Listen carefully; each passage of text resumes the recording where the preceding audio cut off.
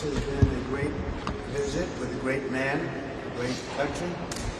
And we see what's going on, a tremendous investment in our country. And the development you just looked at, AI Plus, is going to be purchased through mostly companies based in the United States. And Jensen was here and the whole group, and I think it's going to be something very special. It's a massive project, and it's going to be brought through the United States largely, and it's an honor to be here. And the last 4 days have been really amazing. I think they've been amazing. But it shows you where our country can go. And I want to thank all of my team, Howard, Scott, everybody.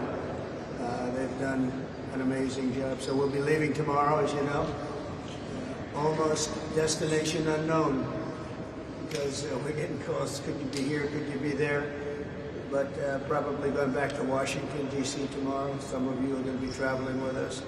And I'm going to sign the guest book now, and we appreciate you've treated us, the media's treated us very fairly.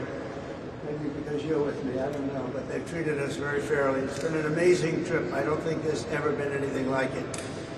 And it's a great honor to be with you tonight. It's my honor. Thank you.